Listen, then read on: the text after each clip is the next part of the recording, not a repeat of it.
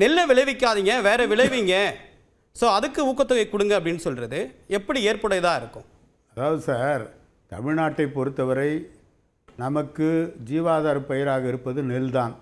எனவே அதிமுகவை பொறுத்தவரை காவேரி டெல்டா மாவட்டத்தை எந்த அளவுக்கு பிரதானமாக எடுத்து அது எந்த அளவுக்கு முக்கியத்துவம் கொடுத்து அந்த பகுதியை அறிவித்தார்கள் அதிமுக ஆட்சியில் என்பதை நாம் நினைவிலே கொள்ள வேண்டும். எனவே நெல்லுக்கான ஆதார விலையை உயர்த்தி தருவது என்பதை கண்டிப்பாக அதிமுக அரசாங்கம் அதை செய்து முடிக்கும். இன்னும் சொல்லப்போனால் எங்கள் தலைவர் ஜி.கே. வாசன் அவர்கள் காவிரி டெல்டா மாவட்டத்தை சார்ந்தவர்.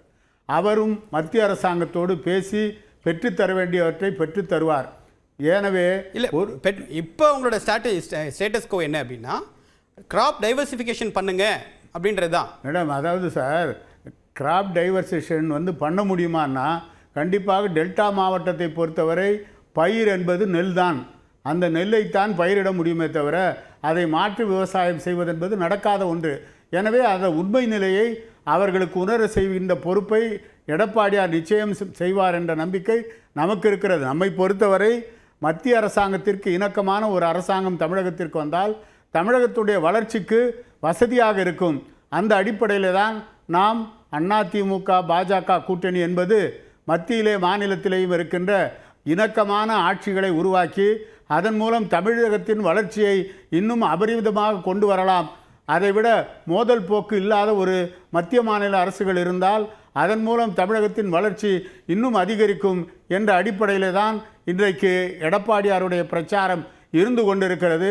எடப்பாடியார் மட்டுமல்ல, அந்த கூட்டணியில் இருக்கின்ற தலைவர் வாசனாக இருந்தாலும் சரி, அன்புமணி ராமதாஸாக இருந்தாலும் சரி, டிடிவி தினகரனாக இருந்தாலும் சரி, எல்லா தலைவர்களும் தமிழகம் முழுவதும் சுற்றி சுற்றி வந்து 234 தொகுதிகளிலேயும் அதிமுக தலைமையிலான எடப்பாடியார் ஆட்சி அமைய வேண்டும் என்ற நோக்கத்தோடு உழைத்து கொண்டிருக்கிறார்கள். எனவே இணக்கமாக இருந்து எல்லாமே சாதிச்சிடலாம் அப்படின்னு சொல்றீங்க. ஆமாம், இணக்கமாக இருந்தும் எங்களுக்கான நிதியை கொடுக்கல அப்படின்னு சொல்லிட்டு கடந்த ஆட்சியில் எடப்பாடி பழனிசாமி அவர்கள் சொல்லியிருக்காரு.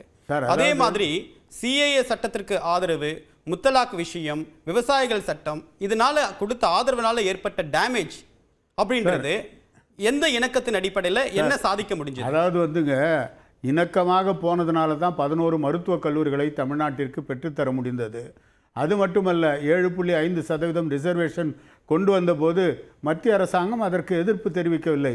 அந்த இடஒதுக்கீட்டின் மூலமாக சாமானிய குடும்பத்தை சார்ந்தவர்கள் பலர் நூற்றுக்கணக்கிலே மருத்துவர்களாக வந்திருக்கிறார்கள்.